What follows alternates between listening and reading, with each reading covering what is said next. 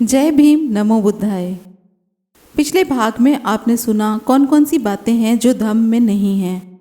आज हम बात करेंगे सद्धम्म क्या है, सद्धम्म के कार्य क्या हैं। मन के मैल को दूर कर उसे निर्मल बनाना, मन में शुद्ध विचारों से जीवन को सुखी बनाना। एक समय जब भगवान बुद्ध सावस्ती में विहार कर रहे थे तो कौशल राज प्रसेनदि अपने रथ से उतरकर अत्यंत श्रद्धा भाव से वहां आए जहां तथागत ठहरे हुए थे। उसने तथागत गौतम बुद्ध को आमंत्रित किया कि वे दूसरे दिन नगर में पधारें, उसका आतिथ्य स्वीकार करें और अपने महान व्यक्तित्व और सिद्धांत का दर्शन कराएं ताकि लोग उनमें आस्था स्थापित कर सकें। भगवान बुद्ध ने स्वीकार किया। दूसरे दिन भिक्षु संघ सहित उन्होंने नगर में प्रवेश किया और नगर के चौराहों से गुजरते हुए वे निश्चित स्थान पर पहुंचे और वहां विराजमान हो गए। भोजन करने के पश्चात राजा की प्रार्थना पर भगवान बुद्ध ने 4 राजमार्गों के बीच उसी खुली सभा में धम्मोपदेश का आरंभ किया। उस समय उनका प्रवचन सुनने वाले बहुत से लोग थे। उस समय उनके श्रोताओं में 2 व्यापारी भी थे।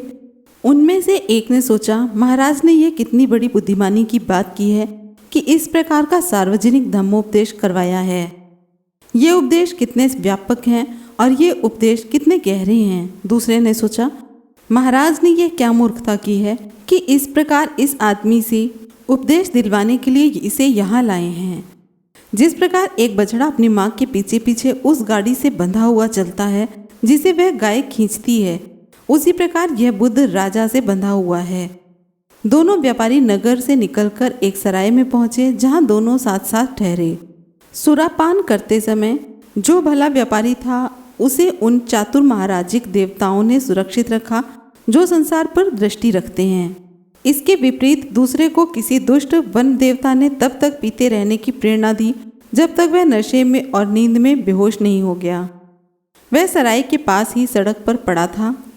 प्रातःकाल जब व्यापारियों की गाड़ियां वहां से चली तो गाड़ीवान यह नहीं देख पाए कि सड़क के बीचों बीच आदमी पड़ा है और वह आदमी गाड़ी के पहियों के नीचे कुचलकर मर गया। दूसरे व्यापारी के एक दूसरे देश में पहुंचने पर एक पवित्र घोड़े के घुटने टेकने के परिणाम स्वरूप उसे देश का राजा चुन लिया गया और उसे सिंहासन पर बैठाया गया। इसके बाद इन घटनाओं की विचित्रता पर विचार करके वह लौट आया। तब उसने भगवान बुद्ध को आमंत्रित किया कि वे उसकी जनता को उपदेश दें। इस अवसर पर तथागत ने उस दुष्ट हृदय व्यापारी की मृत्यु का कारण बताया और दूसरे व्यापारी के ऐश्वर्य के बारे में बताया जिसने बुद्धिमानी से विचार किया था। और तथागत ने आगे कहा, मन ही सबका मूल है, मन ही मालिक है, मन ही कारण है। यदि व्यक्ति के मन में दूषित विचार होते हैं तो उसकी वाणी भी दूषित होती है, कार्य भी दूषित होते हैं और पाप कर्म के परिणाम स्वरूप दुख उस आदमी के पीछे पीछे ऐसे हो लेता है जैसे गाड़ी के पहिए खींचने वाले बैल के पीछे पीछे चलते हैं। मन ही सबका मूल है, मन ही शासन करता है, मन ही योजना बनाता है और सफलता लाता है। यदि व्यक्ति के मन में शुद्ध विचार होते हैं तो उसकी वाणी शुद्ध होती है, उसके कर्म शुद्ध होते हैं और ऐसे कर्म के परिणाम स्वरूप सुख आदमी के पीछे पीछे ऐसे हो लेता है जैसे वस्तु या व्यक्ति का कभी न साथ छोड़ने वाली छाया। यह वाणी सुनने पर राजा और उसके मंत्री तथा अन्य अनगिनत लोगों ने धम्म दीक्षा ग्रहण की और वे तथागत के अनुयायी हो गए। अब बात करेंगे काल्पनिक स्वर्ग की बजाय संसार को धम्म राज्य बनाने की। धर्म का उद्देश्य क्या है? भिन्न भिन्न धर्मों ने इस प्रश्न के भिन्न भिन्न उत्तर दिए हैं। आदमी को ईश्वर प्राप्ति के मार्ग पर लगाना और उसे अपनी आत्मा के मोक्ष का महत्व समझाना ही इस प्रश्न का एक सामान्य उत्तर है जो कि दिया गया है। बहुत से धर्म 3 राज्यों की बात करते हैं। पहला स्वर्ग का राज्य कहलाता है, दूसरा पृथ्वी का राज्य कहलाता है और तीसरा नरक का राज्य कहलाता है। कहा जाता है कि स्वर्ग के राज्य पर ईश्वर का शासन है, नरक के राज्य पर शैतान का निर्विवाद एकाधिकार बताया जाता है। पृथ्वी के राज्य के बारे में विवाद है, इस पर शैतान का अधिकार नहीं है। साथ साथ इसे ईश्वर के राज्य के अंतर्गत भी नहीं माना जाता है। आशा की जाती है कि शायद किसी दिन ऐसा हो जाए। कुछ धर्मों में माना जाता है कि स्वर्ग का राज्य धर्म राज्य है क्योंकि वहाँ ईश्वर का सीधा शासन है। कुछ दूसरे धर्मों में स्वर्ग का राज्य पृथ्वी पर नहीं है, यह केवल स्वर्ग का ही दूसरा नाम है। जो कोई ईश्वर और उसके पैगंबर पर विश्वास रखता है वही वहाँ पहुँच सकता है। जब वे स्वर्ग पहुंचते हैं तो जीवन के भोग विलास के सारे साधन हैं उन्हें वहां प्राप्त हो जाते हैं जो निष्ठावान होते हैं। सभी धर्मों का यही उपदेश है कि इस स्वर्ग के राज्य में पहुंचना ही व्यक्ति का उद्देश्य होना चाहिए और वहां कैसे पहुंचा जाए यही अंतिम निर्णय है। धर्म का उद्देश्य क्या है, इस प्रश्न का बुद्ध ने सर्वथा भिन्न उत्तर दिया। भगवान बुद्ध ने लोगों से यह कभी नहीं कहा कि उनके जीवन का उद्देश्य किसी काल्पनिक स्वर्ग की प्राप्ति होना चाहिए। उनका कहना था कि धर्म का राज्य इसी पृथ्वी पर ही है और वह धम्म पथ पर चलकर ही प्राप्त किया जा सकता है।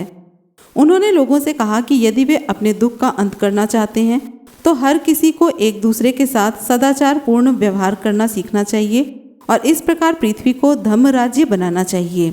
अन्य सब धर्मों से अलग तथागत के धम्म की यही अपनी एक विशेषता है। तथागत का धम्म में पंचशील, अष्टांगिक मार्ग और पारमिताओं पर जोर देता है। भगवान बुद्ध ने इन्हें अपने धम्म का आधार क्यों बनाया? क्योंकि यही केवल एक ऐसा जीवन मार्ग है जो व्यक्ति को सदाचारी बना सकता है। एक व्यक्ति का दूसरे व्यक्ति के प्रति अनुचित व्यवहार का परिणाम ही दुख है। केवल सदाचार ही इस अनौचित्य और उसके परिणाम स्वरूप होने वाले दुख को दूर कर सकता है। अब बात करेंगे सिर्फ धम्म उपदेश देना ही नहीं, व्यक्ति को सदाचारी बनाना भी है। इसीलिए भगवान बुद्ध ने कहा है कि धम्म का काम केवल उपदेश देना नहीं होना चाहिए, बल्कि जैसे भी हो सके इसे आदमी के मन में सदाचारी होने की आवश्यकता की भावना उत्पन्न करनी चाहिए। लोगों में सदाचार की भावना भरने के लिए धम्म को दूसरे कार्य भी करने होते हैं। धम्म द्वारा व्यक्ति को यह शिक्षा दी जानी आवश्यक है कि कुशल कर्म, शुभ कर्म क्या है और जो कुशल कर्म है उसका वह पालन करे। धम्म द्वारा व्यक्ति को यह शिक्षा दी जानी आवश्यक है कि अकुशल कर्म, अशुभ कर्म क्या हैं और जो अकुशल हैं उससे दूर रहें। धम्म के इन दो उद्देश्यों के अतिरिक्त भगवान बुद्ध ने धम्म के दो अन्य उद्देश्यों पर भी जोर दिया है जिन्हें वे बहुत महत्वपूर्ण समझते थे। पहला है आदमी के स्वभाव और उसकी प्रवृत्तियों का परीक्षण, जो प्रार्थना करने, व्रत रखने अथवा यज्ञ बलि करने से बिल्कुल भिन्न है। देवदह सूत्र में जैन धर्म की चर्चा करते हुए भगवान बुद्ध ने यह बात स्पष्ट की है। जैन धर्म के संस्थापक तीर्थकर महावीर का कहना था कि व्यक्ति जो कुछ भी अनुभव करता है, चाहे वह दुख है या सुख, यह सब उसके पूर्व जन्म के कर्मों का परिणाम होता है। ऐसा होने पर पूर्व जन्म के दुष्कर्मों को निर्जरा हो जाने से और नए दुष्कर्म न करने से भविष्य के लिए कुछ संग्रह नहीं होता, तो दुष्कर्मों का क्षय हो जाता है। जब दुष्कर्मों का क्षय हो जाता है तो दुख का क्षय हो जाता है, और जब दुख का क्षय हो जाता है तो सुख दुख की अनुभूति, वेदना का क्षय हो जाता है। जब वेदना का क्षय हो जाता है तो सारे दुखों का मूलच्छेद हो जाता है। यही है जिसकी शिक्षा जैन धर्म देता है। इस पर तथागत ने यह प्रश्न किया, क्या तुम जानते हो कि यहाँ ही और अब ही अकुशल प्रवृत्तियों का मूलच्छेद हो गया और कुशल प्रवृत्ति की प्राप्ति हो गई? उत्तर था नहीं। तब बुद्ध ने आपत्ति की, तो पूर्व दुष्कर्मों की निर्जरा से और नए दुष्कर्मों के न करने से क्या लाभ है? यदि चित्त को इसका अभ्यास नहीं है कि वह अकुशल प्रवृत्ति को कुशल प्रवृत्ति में बदल सके। उनके मत में किसी भी धर्म की यह सबसे गंभीर कमी थी। शुभ प्रवृत्ति या शुभ संस्कार ही किसी स्थायी अच्छाई, शुभ प्रवृत्ति के आश्वासन का स्थायी आधार है। यही कारण है कि बुद्ध ने चित्त की साधना को प्रथम स्थान दिया, जो कि चित्त वृत्ति को सुधारने के प्रशिक्षण का ही दूसरा नाम है। दूसरी बात जिसे उन्होंने विशेष महत्व दिया वह यह है कि आदमी में अकेला होने की स्थिति में भी उचित मार्ग पर डटे रहने का साहस हो। सल्लेख सूत्र में तथागत ने इसी विषय पर जोर दिया है। उन्होंने कहा है, तुम्हें अपने मन को दृढ़ बनाने के लिए निश्चय करना चाहिए कि चाहे दूसरे लोग हानि करें, तुम हानि नहीं करोगे। चाहे दूसरे लोग हत्या करें, तुम हत्या नहीं करोगे। चाहे दूसरे लोग चोरी करें, लेकिन तुम नहीं करोगे। चाहे दूसरे लोग श्रेष्ठ जीवन व्यतीत न करें, तुम श्रेष्ठ जीवन व्यतीत करोगे। चाहे दूसरे लोग झूठ बोलें, झूठी निंदा करें, दोषारोपण करें अथवा व्यर्थ बकवास करें, तुम ऐसा नहीं करोगे। चाहे दूसरे लोग लोभी हों, तुम लोभ नहीं करोगे। चाहे दूसरे लोग अनिष्ट करें, तुम अनिष्ट नहीं करोगे। चाहे दूसरे लोग मिथ्या दृष्टि वाले हों, मिथ्या संकल्प वाले हों, मिथ्या वाणी वाले हों, मिथ्या कर्मार्थ हो, मिथ्या एकाग्रता वाले हों, तुम अष्टांगिक मार्ग का पालन करते हुए सम्यक दृष्टि, सम्यक संकल्प, सम्यक वाणी, सम्यक कर्मांत, सम्यक आजीविका, सम्यक व्यायाम, सम्यक स्मृति तथा सम्यक समाधि वाले बनोगे। चाहे दूसरे सत्य के विषय में भी गलती पर हों, मुक्ति के विषय में भी गलती पर हों, तुम सत्य और मुक्ति दोनों विषय में गलती पर नहीं होगे। चाहे दूसरे आलस्य और जड़ता से युक्त हों, तुम आलस्य और जड़ता से मुक्त रहोगे। चाहे दूसरे घमंडी स्वभाव के हों, तुम विनम्र स्वभाव के रहोगे। चाहे दूसरे विचिकित्सा से व्याकुल हों, तुम विचिकित्सा से मुक्त रहोगे।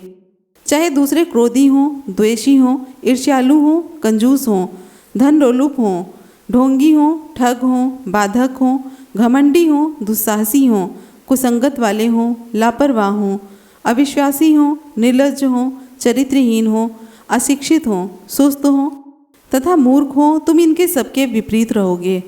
चाहे दूसरे लोग लौकिक वस्तुओं के चुंगल में पड़ें और उनसे चिपटे हों, तुम जो लौकिक वस्तुएं नहीं हैं उनसे चिपटोगे और परित्यागशील रहोगे। चुंद, वाणी और कर्म का तो कहना ही क्या, इच्छा शक्ति का विकास ही सम्यक चेतना स्थिति को प्रभावित करता है। इसलिए मैं कहता हूँ कि चुंद, इन सभी बताए गए संकल्पों के लिए इच्छा शक्ति का विकसित करना आवश्यक है। भगवान बुद्ध के अनुसार यही धम्म का उद्देश्य है। अभी आपने सुना सद्धम्म के कार्य कौन से हैं। अब बात करेंगे धम्म तभी सद्धम्म कहला सकता है जब वे प्रज्ञा की वृद्धि करे। धम्म तभी सद्धम्म है जब वे सभी के लिए ज्ञान का द्वार खोल दे। ब्राह्मणी सिद्धांत था कि ज्ञान प्राप्ति का द्वार सभी के लिए नहीं खोला जा सकता, यह अनिवार्य तौर पर कुछ लोगों तक ही सीमित रहना चाहिए। उन्होंने केवल ब्राह्मणों, क्षत्रियों और वैश्यों के लिए ज्ञान प्राप्ति की अनुमति प्रदान की, लेकिन इन 3 वर्गों के केवल पुरुष वर्ग के लिए ही यह अनुमति थी। समस्त स्त्रियां चाहे ब्राह्मण हो, क्षत्रिय हो, वैश्य वर्ग की ही क्यों न हो, समस्त शूद्र पुरुष तथा स्त्रियां दोनों के लिए ज्ञान प्राप्ति वर्जित थी। वे साक्षर तक नहीं हो सकते थे। भगवान बुद्ध ने ब्राह्मणों के इस निर्दयतापूर्ण सिद्धांत के विरुद्ध विद्रोह किया। उनका उद्देश्य था कि ज्ञान प्राप्ति का द्वार सभी के लिए खुला रहना चाहिए, पुरुषों के लिए भी और स्त्रियों के लिए भी। बहुत से ब्राह्मणों ने उनके विचारों का खंडन करने का प्रयास किया। ब्राह्मण लोहिच के साथ हुआ तथागत का वाद विवाद उनके विचारों पर बहुत प्रकाश डालता है। महान भिक्षु संघ सहित चारिका करते करते भगवान बुद्ध जब कौशल जनपद से गुजर रहे थे तो वे एक बार शाल वृक्षों से घिरे हुए सालवतिका नामक ग्राम में पहुंचे। उस समय सालवतिका में लोहिच ब्राह्मण रह रहा था, जहां बहुत बड़ी आबादी थी और जो घास, जंगल और धन्य धान्य से भरा हुआ था। कौशलराज प्रतिनिधि ने वह गांव लोहिच को उपहार के रूप में दे रखा था, जहां उसका वैसा ही अधिकार था जैसा कि वहां के राजा का हो। लोहिच ब्राह्मण का मत था कि यदि कोई श्रमण या ब्राह्मण ज्ञान प्राप्त कर ले तो उसे किसी स्त्री या शूद्र को उस ज्ञान को दान में नहीं देना चाहिए। तब लोहिच ब्राह्मण ने सुना कि तथागत सालवतिका में ठहरे हुए हैं। यह सुनकर उसने भेसिक नामक नाई को कहा, भले भेसिक, आ और जहाँ श्रमण गौतम ठहरे हैं वहाँ जा और जाकर मेरी ओर से उनका कुशल समाचार पूछ कि क्या वे स्वस्थ हैं और सुख से हैं। तदंतर भिक्षु संघ सहित तथागत को कल के भोजन के लिए लोहिच ब्राह्मण की ओर से आमंत्रण दिया। नाई ने कहा, बहुत अच्छा महाराज। लोहिच ब्राह्मण का कथन स्वीकार कर भेसिक नाई ने वही किया जो उसे करने के लिए कहा गया था। तथागत ने मौन रहकर उसकी प्रार्थना स्वीकार की। दूसरे दिन प्रातःकाल चीवर धारण कर पात्र हाथ में ले भिक्षु संघ सहित तथागत बुद्ध सालवतिका पधारे। लोहिच द्वारा तथागत को लाने के लिए भेजा गया भेसिक नाई पग बढ़ाता हुआ तथागत के पीछे पीछे चल रहा था। रास्ते में उसने तथागत को बताया कि लोहिच ब्राह्मण की यह मिथ्या दृष्टि है कि श्रमण अथवा ब्राह्मण द्वारा किसी स्त्री या शूद्र को विद्या नहीं दी जानी चाहिए। तथागत ने कहा, भेसिक, ऐसा हो सकता है। भगवान बुद्ध लोहिच ब्राह्मण के निवास स्थान पर पहुंचे और बिछाए गए आसन पर विराजमान हुए। तब लोहिच ब्राह्मण ने अपने हाथ से भिक्षु संघ तथा तथागत को सब प्रकार के मधुर खाद्य भोजन परोसा और तब तक खिलाया जब तक वे संतृप्त नहीं हो गए। जब तथागत भोजन कर चुके और उन्होंने हाथ तथा पात्र को धो लिया, तब लोहिच ब्राह्मण एक नीचा आसन लेकर तथागत के ही पास बैठ गया। इस प्रकार बैठे हुए उस लोहिच ब्राह्मण से तथागत ने पूछा, क्या यह सत्य है जैसा लोग कहते हैं? तुम्हारा यह मत है कि रमण अथवा ब्राह्मण द्वारा स्त्रियों तथा शूद्रों को विद्या नहीं पढ़ानी चाहिए। लोहिच ने उत्तर दिया, गौतम ऐसा ही है। तथागत ने कहा, अच्छा लोहिच, अब तुम क्या सोचते हो? क्या तुम सालवतिका के स्वामी नहीं हो? लोहिच ने उत्तर दिया, गौतम ऐसा ही है। तथागत ने कहा, लोहिच, तब मान लो कि एक आदमी कहे, लोहिच, ब्राह्मण का सालवतिका पर अधिकार है, उसे ही सालवतिका से प्राप्त सभी कर और सालवतिका की समस्त उपज की आनंद लेना चाहिए, किसी दूसरे के लिए कुछ भी नहीं छोड़ना चाहिए। तो इस प्रकार की बात का कहा जाना क्या उन लोगों के लिए खतरनाक नहीं होगा जो तुम पर आश्रित रहते हैं? लोहिच बोला, गौतम वह उनके लिए खतरनाक होगी। तथागत बोले, तो क्या ऐसा खतरनाक आदमी उनका हित चिंतक नहीं होगा? लोहिच बोला, नहीं गौतम, ऐसा आदमी उनका हित चिंतक नहीं होगा। तथागत बोले, जब वह उनकी हित चिंता नहीं करेगा तो क्या उसके हृदय में उनके लिए उनका प्रेम होगा अथवा शत्रुता? लोहिच बोला, गौतम शत्रुता। तथागत ने कहा, तो जो किसी को किसी का शत्रु बनाए, ऐसा सिद्धांत गलत है या ठीक है? लोहिच ने कहा, गौतम यह एक गलत सिद्धांत है। तथागत बोले, लोहिच, अब तुम क्या सोचते हो? क्या काशी और कोसल जनपद राजा प्रसेनदि के अधिकार में नहीं हैं? लोहिच का जवाब था, गौतम है। तथागत ने कहा, लोहिच, तब मान लो कि एक आदमी कहे, कोसल राज प्रसेनदि का काशी और कोसल पर अधिकार है, उसे ही काशी कोसल से प्राप्त समस्त राजस्व और समस्त उपज का आनंद लेना चाहिए, किसी दूसरे के लिए कुछ भी नहीं छोड़ना चाहिए। तो इस प्रकार की बात कहने वाला आदमी क्या उन सब लोगों के लिए खतरनाक नहीं होगा जो राजा प्रसेनदि पर आश्रित है, तुम और सब दूसरे लोग भी? लोहिच का जवाब था, गौतम वह खतरनाक होगा। तथागत ने कहा, तो क्या ऐसा खतरनाक आदमी उनका हित चिंतक समझा जाएगा? लोहिच बोला, नहीं गौतम, ऐसा आदमी उनका हित चिंतक नहीं होगा। तथागत बोले, जब वह उनकी हित चिंता नहीं करेगा तो क्या उनके हृदय में उनके लिए प्रेम होगा या शत्रुता? लोहिच ने कहा, गौतम शत्रु। तथागत ने कहा, तो जो किसी को किसी का शत्रु बनाए, ऐसा सिद्धांत गलत है या ठीक? लोहिच ने कहा, गौतम ऐसा सिद्धांत गलत है।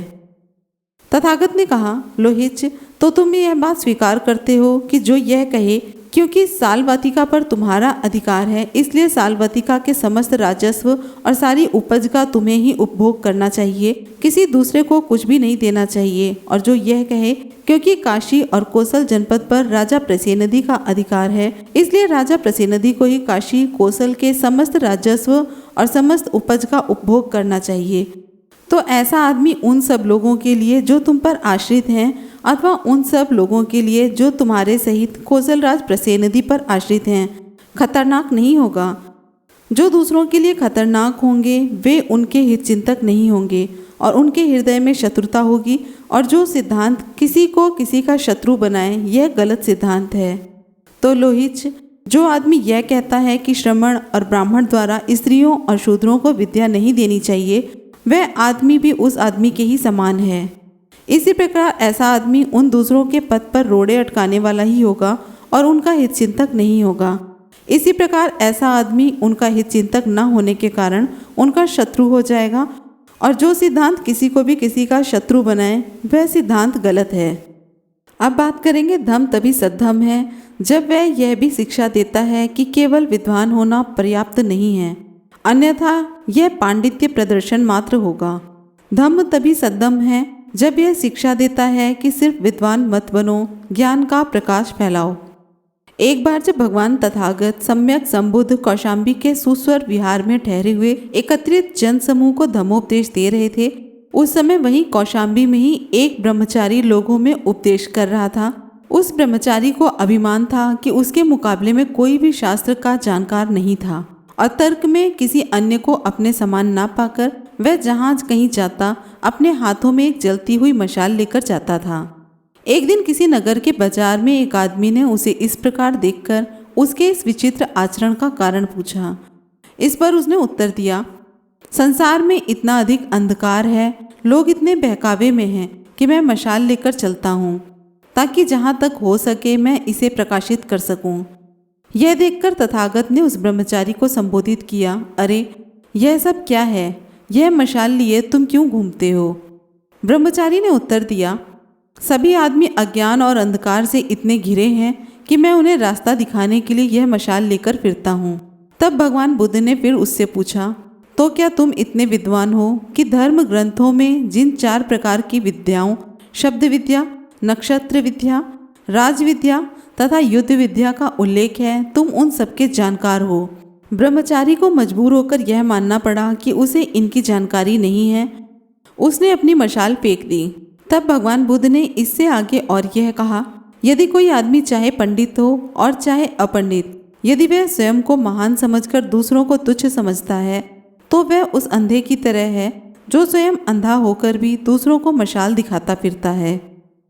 बात करते हैं धम्म तभी सद्धम्म है जब वह सिखाता है कि जिस चीज की आवश्यकता है वह प्रज्ञा है। जीवन में प्रज्ञा का बहुत महत्व है। ब्राह्मण विद्या को ही बहुत मूल्यवान समझते थे। केवल शिक्षित और विद्वान आदमी उनके लिए पूजा के योग्य थे, भले ही वह शीलवान हो अथवा ना हो। वास्तव में उनका कहना था कि राजा अपने देश में ही सम्मानित किया जाता है, किंतु विद्वान का संपूर्ण विश्व में सम्मान होता है। इसका अर्थ यह था कि विद्वान व्यक्ति राजा से भी बढ़कर होता है। तथागत ने प्रज्ञा को विद्या से अर्थात ज्ञान को अंतर्दृष्टि से भिन्न वस्तु माना है। कहा जा सकता है कि ब्राह्मणों ने भी प्रज्ञा और विद्या को एक नहीं माना। यह सही हो सकता है, किंतु भगवान बुद्ध की प्रज्ञा और ब्राह्मणों की विद्या में बहुत बड़ा अंतर है।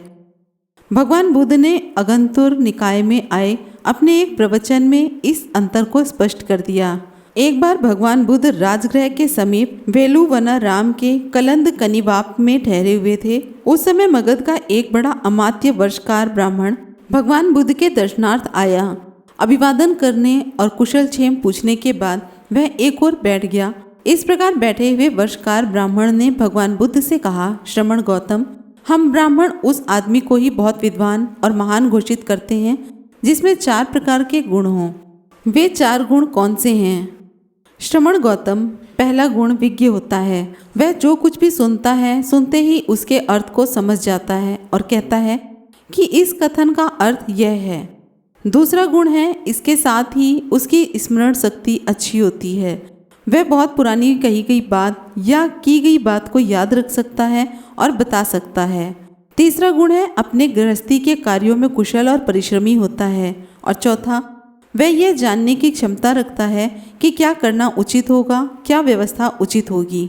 श्रमण गौतम, यदि किसी आदमी में ये गुण हैं तो हम उसे बहुत विद्वान और बहुत महान समझते हैं। अब हे श्रमण गौतम, यदि आप मेरे कथन को समर्थन योग्य समझें तो समर्थन करें। इसके विपरीत यदि मेरा कथन गलत समझें तो उसका खंडन करें। तथागत ने कहा, ब्राह्मण, मैं न तुम्हारा समर्थन करता हूँ और न विरोध करता हूँ। मैं स्वयं उस आदमी को महान विद्वान कहता हूँ जिसमें ये 4 गुण हों, जो तुम्हारे बताए गए गुणों से सर्वथा भिन्न हैं। हे ब्राह्मण, एक आदमी बहुत से लोगों के कल्याण के लिए, बहुत से लोगों के सुख के लिए समर्पित होता है। उसके कारण बहुत से लोग आर्य मार्ग में बुद्धि के साथ स्थित होकर सुंदर स्वभाव वाले होते हैं और वह पथ हितकर होता है। वह जिस विषय में मन को लगाना चाहते हैं उस विषय में वह मन को लगा सकता है। जिस विषय में मन को नहीं लगाना चाहता उस विषय में वह मन को नहीं लगाता। जिस संकल्प को वह मन में उत्पन्न होने देना चाहता है उस संकल्प को मन में उत्पन्न होने देता है। जिस संकल्प को मन में उत्पन्न होने देना नहीं चाहता उस संकल्प को मन में उत्पन्न नहीं होने देता। इस प्रकार विचार करते हुए वह अपने चित्त का स्वामी होता है। वह जब चाहे बिना कठिनाई के, बिना कष्ट के चारों लोकोत्तर ध्यानों को प्राप्त कर सकता है जो इस जीवन में भी सुख विहार के लिए हैं। वह इसी जन्म में आश्रवों का क्षय कर स्वयं इसे ठीक से समझकर चित्त की विमुक्ति को प्राप्त करता है। प्रज्ञा द्वारा विमुक्ति को प्राप्त कर वह इसमें विहार करता है। इसलिए हे ब्राह्मण, ना मैं तुम्हारा समर्थन करता हूँ और ना ही निंदा करता हूँ। मैं उस आदमी को बहुत विद्वान और महान समझता हूँ जिसमें कि ये 4 प्रकार के गुण होते हैं। वर्षकार ब्राह्मण ने कहा, श्रमण गौतम, यह आश्चर्यजनक है, यह अद्भुत है। आपने यह कितनी सुंदर व्याख्या की है। मैं स्वयं समझता हूँ कि श्रमण गौतम में ये 4 गुण हैं। यथार्थ में श्रमण गौतम बहुत जनों के हित में और बहुत जनों के कल्याण में रत हैं। उनके द्वारा बहुत ही लोग सुंदर हितकर आर्य मार्ग में प्रतिष्ठित हुए हैं जो लाभकारी हैं। यथार्थ में श्रमण गौतम जिस विषय में अपने मन को लगाना चाहते हैं उस विषय में मन को लगाते हैं। वास्तव में श्रमण गौतम को अपने चित्त पर, अपने विचारों पर पूर्ण संयम है। निश्चय से श्रमण गौतम जब चाहे बिना कठिनाई के, बिना कष्ट के चारों ध्यानों को प्राप्त कर लेते हैं। निश्चय से श्रमण गौतम इसी जन्म में आसन्नों का क्षय करके आसन्न क्षय ज्ञान को प्राप्त हो चित्त की विमुक्ति को प्राप्त करते हैं। प्रज्ञा द्वारा विमुक्ति को प्राप्त कर इसमें विहार करते हैं। यहाँ बिल्कुल साफ शब्दों में भगवान बुद्ध द्वारा प्रतिपादित प्रज्ञा में और ब्राह्मणों द्वारा प्रतिपादित प्रज्ञा में भेद स्पष्ट कर दिया गया है। यहाँ वह भी स्पष्ट हो गया कि भगवान बुद्ध विद्या की अपेक्षा प्रज्ञा को अधिक महत्व क्यों देते थे। अब बात करेंगे धम्म तभी सद्धम्म कहला सकता है जब वह मैत्री की वृद्धि करे। धम्म तभी सद्धम्म है जब वह यह शिक्षा देता है कि केवल प्रज्ञा पर्याप्त नहीं, इसके साथ शील का होना भी अनिवार्य है। प्रज्ञा आवश्यक है लेकिन शील और भी अधिक आवश्यक है। शील के बिना प्रज्ञा खतरनाक है। अकेली प्रज्ञा खतरनाक है। प्रज्ञा आदमी के हाथ में दोधारी तलवार है।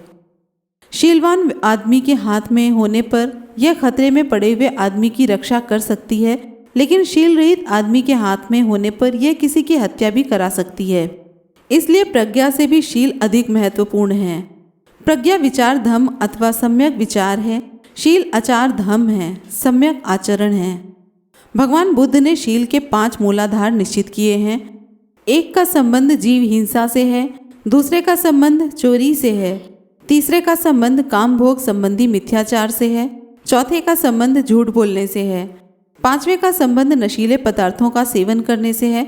इन 5 मूलाधारों को लेकर तथागत ने लोगों को जीव हत्या से विरत रहने के लिए कहा, चोरी से विरत रहने के लिए कहा, काम भोग संबंधी मिथ्याचार में विरत रहने के लिए कहा, झूठ बोलने से विरत रहने के लिए कहा तथा शराब आदि नशीले पदार्थ ग्रहण करने से विरत रहने के लिए कहा। भगवान बुद्ध ने शील को विद्या की अपेक्षा अधिक महत्व दिए जाने का कारण स्पष्ट है। ज्ञान का उपयोग आदमी के शील पर निर्भर करता है। शील से अलग ज्ञान का कोई मूल्य नहीं है। यही तथागत के कथन का सार है। एक दूसरे स्थान पर उन्होंने कहा, संसार में शील के समान कुछ नहीं। शील ही आरंभ है, शील ही शरण स्थान है, शील ही समस्त अच्छाइयों की जननी है, शील ही सर्वप्रथम है। इसलिए अपने शील को शुद्ध करो। अब बात करेंगे धम्म तभी सद्धम्म है जब वह शिक्षा देता है कि प्रज्ञा और शील के साथ साथ करुणा का होना भी अनिवार्य है। बौद्ध धर्म की आधारशिला क्या है, इस पर विभिन्न मत हैं। क्या केवल प्रज्ञा ही बुद्ध धर्म की आधारशिला है? क्या केवल करुणा ही बुद्ध धर्म की आधारशिला है? इस विवाद के कारण भगवान बुद्ध के अनुयायी 2 मतों में विभक्त हो गए थे। एक मत का कहना था कि अकेली प्रज्ञा ही भगवान बुद्ध के धर्म की आधारशिला है। दूसरे मत का कहना था कि अकेली करुणा ही बौद्ध धर्म की आधारशिला है। ये दोनों मत अभी भी विभक्त हैं। स्वयं बुद्ध के वचनों के अनुसार दोनों मत गलत प्रतीत होते हैं। इनमें कोई मतभेद नहीं है कि बौद्ध धर्म के 2 स्तंभों में से एक प्रज्ञा है। विवाद इस बात पर है कि क्या करुणा भी उनके धर्म का स्तंभ है। इसमें कोई संदेह नहीं है कि करुणा भी भगवान बुद्ध के धर्म का ही एक स्तंभ है। इसके समर्थन में बुद्ध की ही वाणी को उद्धत किया जा सकता है। पुराने समय में गांधार नाम का एक देश था जिसमें बहुत ही भयानक बीमारियों से पीड़ित एक साधु रहता था। वह जहाँ कहीं भी बैठता वही जगह प्रदूषित हो जाती थी। वह एक ऐसे स्थान पर ऐसे विहार में था जहाँ कोई उसके निकट नहीं आता था और न ही कोई उसकी सहायता करता था। 500 भिक्षुओं के साथ तथागत आवश्यक बर्तन तथा गर्म पानी आदि लेकर वह उस स्थान पर पहुँचे जहाँ वह वृद्ध साधु पड़ा था। वह स्थान इतना दुर्गंधपूर्ण था कि सभी भिक्षुओं को उस साधु से भी घृणा हो गई। लेकिन लोकनायक तथागत ने शक्रदेव से पानी, वस्त्र, औषधि आदि मंगवाकर अपने हाथ से उस साधु के शरीर को धोया और उसके रोग का उपचार किया। उस समय पृथ्वी कांपी और वह सारा स्थान एक अलौकिक प्रकाश से भर गया, जिससे राजा, उसके मंत्री, स्वर्ग देवता पुरुष, नागलोक आदि सभी वहां पहुंचे और उन्होंने तथागत की पूजा की। ऐसा करने के बाद उन्होंने तथागत से पूछा कि इतने महान होकर भी आपने इतना सामान्य सा काम क्यों किया। तथागत ने समझाया, संसार में आने का तथागत का उद्देश्य ही दरिद्रों, असहायों और आरक्षितों का मित्र बनना। जो रोगी हो उसकी सेवा करना, चाहे वे श्रमण हो अथवा किसी अन्य धर्म के। दूसरे कोई भी हो उनकी सेवा करना। दरिद्रों, अनाथों और बूढ़ों की सहायता करना तथा दूसरों को ऐसा करने की प्रेरणा देना। अब बात करेंगे धम्म तभी सद्धम हो सकता है जब वे शिक्षा दे कि करुणा से भी अधिक मैत्री की आवश्यकता है। बुद्ध केवल करुणा का उपदेश देकर ही नहीं बैठ गए। करुणा का अर्थ मानव मात्र से प्रेम करना है। बुद्ध ने इससे भी आगे मैत्री की शिक्षा दी। मैत्री का अर्थ है सभी प्राणियों से प्रेम करना। तथागत चाहते थे कि आदमी केवल मनुष्यों के प्रति करुणा करके संतोष न करे, बल्कि इससे और आगे बढ़कर प्राणियों के प्रति मैत्री की भावना पैदा करे। भगवान बुद्ध ने अपने एक प्रवचन में यह बात उस समय ठीक प्रकार से स्पष्ट कर दी जब वे सावत्ती में विहार कर रहे थे। मैत्री के बारे में बतलाते हुए भगवान बुद्ध ने भिक्षुओं से कहा, मान लो एक आदमी पृथ्वी खोदने के लिए आता है, तो क्या पृथ्वी उसका विरोध करती है? भिक्षुओं ने उत्तर दिया, भगवान नहीं। तथागत ने कहा, मान लो एक आदमी लाख और दूसरे रंग लेकर आए और वायु में चित्र बनाना चाहे, तो क्या समझते हो कि वह बना सकेगा? भिक्षुओं ने कहा, नहीं भगवान। तथागत ने कहा, क्यों? भिक्षु बोले, क्योंकि वायु में कोई काला खंड नहीं है जिस पर वह चित्र बनाया जा सके। तब तथागत कहते हैं, इसी प्रकार तुम्हारे मन में भी कोई काला भाग नहीं होना चाहिए जो कि तुम्हारे दूषित भावनाओं के प्रतिबिंब हैं। मान लो एक आदमी जलती हुई मशाल लेकर गंगा नदी में आग लगाने आए, तो क्या वह आग लगा सकेगा? भिक्षुओं का जवाब था, भगवान नहीं। तथागत बोले, क्यों? भिक्षुओं ने उत्तर दिया, क्योंकि गंगा जल में जलने का गुण नहीं है। अपना प्रवचन समाप्त करते हुए तथागत ने कहा, भिक्षुओं, जैसे पृथ्वी आघात अनुभव नहीं करती और विरोध नहीं करती, जिस प्रकार हवा में किसी प्रकार की प्रतिक्रिया नहीं होती, जिस प्रकार गंगा नदी का जल अग्नि से अबाधित रहकर बहता रहता है, उसी प्रकार हे भिक्षुओं, यदि तुम्हारा कोई अपमान भी कर दे, यदि तुम्हारे साथ कोई अन्याय भी करे, तो भी तुम अपने विरोधियों के प्रति मैत्री की भावना बनाए रखो। भिक्षुओं, मैत्री की धारा प्रवाहित और सदा प्रवाहित ही रहनी चाहिए। तुम्हारा यह पवित्र कर्तव्य रहे कि तुम्हारा मन पृथ्वी की तरह दृढ़ हो, वायु की तरह स्वच्छ हो और गंगा नदी की तरह गंभीर हो। यदि तुम ऐसा करोगे तो तुम्हारी मैत्री आसानी से बाधित नहीं होगी, चाहे कोई तुम्हारे साथ अप्रिय व्यवहार ही क्यों न करे। जो भी तुम्हें हानि पहुंचाएंगे वे स्वयं ही शीघ्र थक जाएंगे।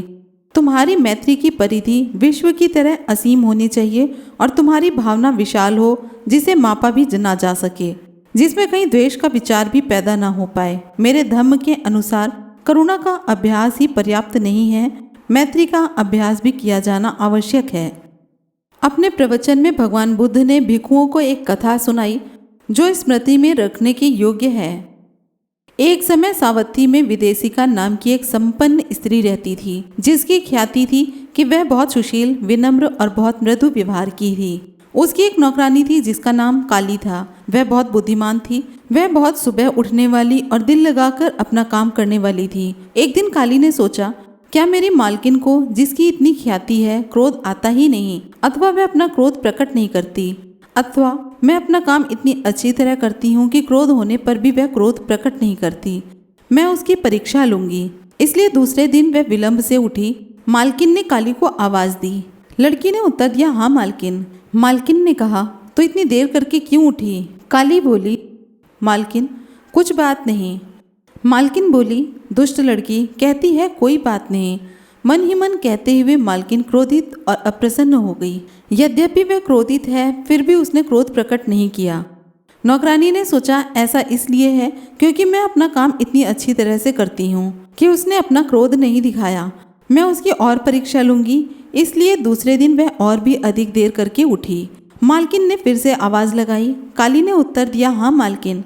मालकिन ने बोला, तो इतनी देर करके क्यों उठी? काली ने जवाब दिया, मालकिन कुछ बात नहीं। मालकिन ने कहा, दुष्ट लड़की, कहती है कुछ बात नहीं। कहते हुए मालकिन गुस्सा दिखाते हुए चिल्लाई। काली को समझ में आ गया, हाँ उसमें क्रोध तो है, लेकिन वह प्रकट नहीं करती क्योंकि मैं अपना काम अच्छी तरह से करती हूँ। मैं इसकी और भी परीक्षा लूंगी। इसलिए अगले दिन वह और भी विशेष देर से उठी। मालकिन फिर से चिल्लाई। लड़की ने जवाब दिया, हाँ मालकिन। मालकिन बोली, तू इतनी देरी से क्यों उठी? काली ने जवाब दिया, मालकिन यह कुछ बात नहीं है। मालकिन गुस्से में बोली, दुष्ट लड़की, इतनी अधिक देर से उठना कुछ बात नहीं है। यह कहकर वह गुस्से में मालकिन चिल्लाई और उसने दरवाजे की अगरली निकाल कर लड़की के सिर पर दे मारी। लड़की के सिर से खून बहने लगा। रक्त बहते हुए अपने फूटे सिर को लिए लड़की सिसकियां भरकर पड़ोसियों को सुनाने लगी, देखो रे देखो लोगों, अपनी शांत मालकिन को देखो। सुशील मालकिन ने क्या किया है, देखो शांत मालकिन ने क्या किया है। इतनी सी बात पर कि उसका काम करने वाली लड़की देर से उठी, वह इतनी क्रोधित हो गई कि दरवाजे की अर्गल निकालकर कूद पड़ी और मेरे सर पर मारकर मेरा सिर फोड़ दिया। परिणाम स्वरूप विदेशिका मशहूर हो गई कि यह बहुत हिंसक है, क्रोधी है, शांत और विनम्र तो बिल्कुल भी नहीं है। इसी तरह से कोई भिक्खु भी सुशील, शांत और विनम्र रह सकता है जब तक उसके विरुद्ध कोई अप्रिय बात नहीं कही जाए। लेकिन किसी भिक्खु में मैत्री है या नहीं, इसकी परीक्षा तभी होती है जब उसके विरुद्ध निंदाजनक बात कही जाए। इसके आगे तथागत ने कहा, मैं उस भिक्खु को मैत्री भाव संपन्न नहीं कहता जो केवल भोजन वस्त्र प्राप्त करने के लिए मैत्री प्रदर्शित करता है। मैं उसे ही सच्चा भिक्खु मानता हूँ जिसकी मैत्री का मूल स्रोत उसका धम्म सिद्धांत है। भिक्खुओं, कोई भी पुण्य कर्म मैत्री भावना के 16वें हिस्से के भी बराबर नहीं है। मैत्री तो चित्त की विमुक्ति है, यह उन सबको अपने में समेट लेती है, यह प्रकाशमान होती है, यह प्रदीप्त है और यह प्रज्वलित होती है। और भिक्खुओं, उसी प्रकार जैसे वर्षा ऋतु की समाप्ति पर बादल रहित साफ आकाश में उदय होने वाला सूर्य समस्त अंधकार को दूर कर देता है, वह प्रकाशित होता है, प्रदीप्त होता है तथा प्रज्वलित होता है। ठीक उसी प्रकार हे भिक्खुओं, धम्म पूर्ण प्राप्त करने के कोई भी साधन मैत्री भावना के 16वीं भाग के बराबर भी नहीं है। मैत्री भावना तो चित्त की विमुक्ति है, यह उन सबको अपने में समेट लेती है, यह प्रकाशमान होती है, यह प्रदीप्त होती है और यह प्रज्वलित होती है। इस ऑडियो बुक में आपने धम्म के बारे में सुना और सद्धम्म के बारे में भी चर्चा की गई। अगले वीडियो में जात पात व ऊंच नीच की मानसिकता समाज विरोधी है, इस बारे में चर्चा करेंगे। आप इसी तरह की वीडियो और भी देखना चाहते हैं तो कमेंट बॉक्स में ज़रूर लिखें। इस तरह की और वीडियो देखने के लिए चैनल को सब्सक्राइब ज़रूर करें। फिर मिलेंगे अगले वीडियो में। जय भीम, नमो बुद्धाय।